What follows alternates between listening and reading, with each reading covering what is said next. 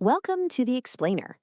Today, we're digging into how two of the biggest moments of the 20th century are secretly connected. We're going to uncover how a backroom deal to stop nuclear war ended up fueling one of the greatest things humanity has ever done. So, we're talking about President John F. Kennedy's two defining moments, right? On one side, you've got the almost unimaginable tension of the Cuban Missile Crisis, and on the other, the incredible ambition of the race to land a man on the moon. Turns out they're not separate stories at all.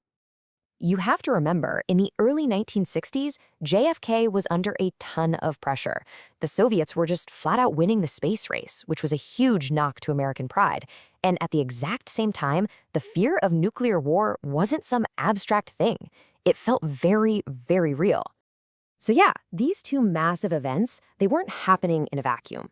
They were really two sides of the same Cold War coin, a high-stakes game of what we call hard power versus soft power.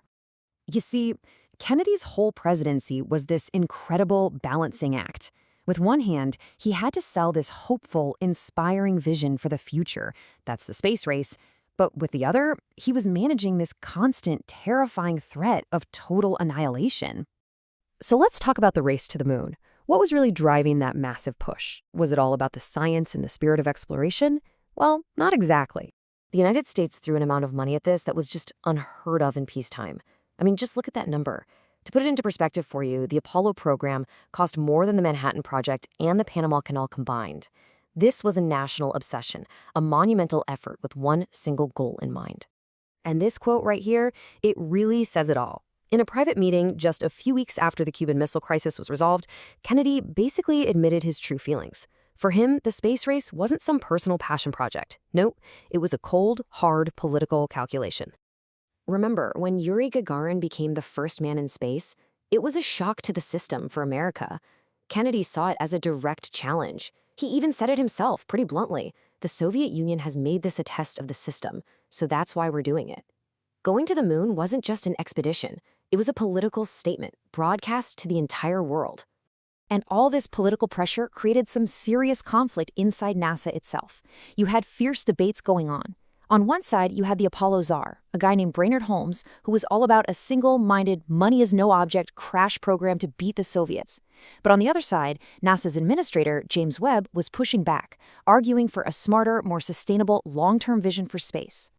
Then, in October of 1962, all that political drama and budget fighting suddenly seemed pretty small. Because something far, far more terrifying was happening.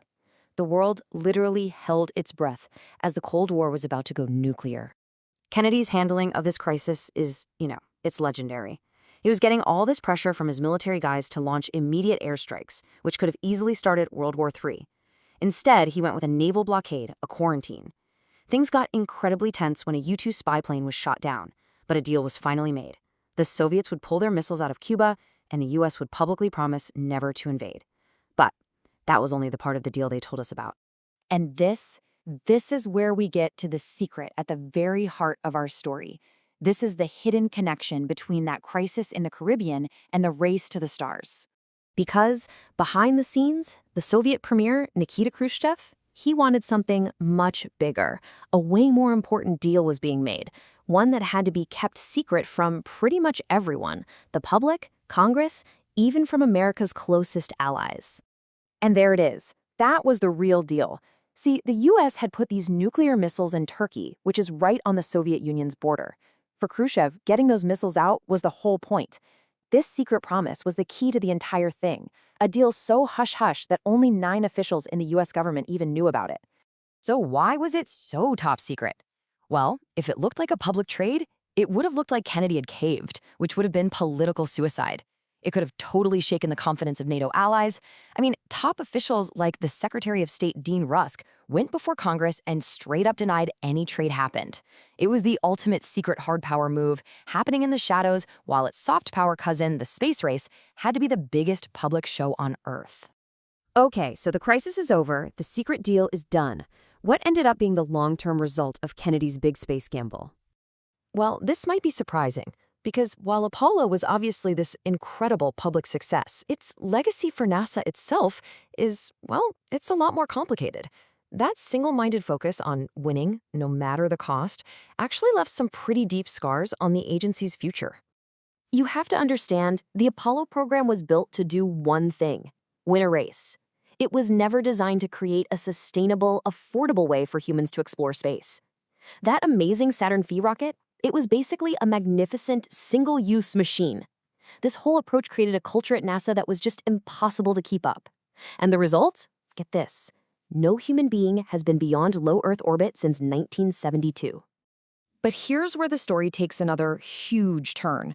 By late 1963, Kennedy's thinking had completely changed. Almost dying in a nuclear war has a way of doing that. The same man who started the race to the moon was now looking for a way to end it.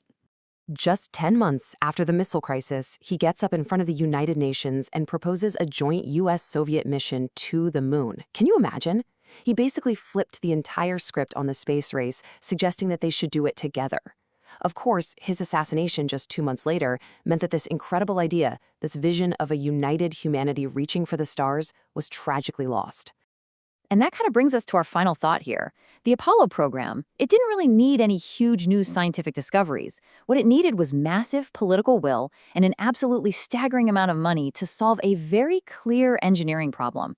It was a one-of-a-kind achievement, born from a one-of-a-kind political moment. So maybe, just maybe, it doesn't really offer a good blueprint for solving the complex, messy problems we face today. What do you think?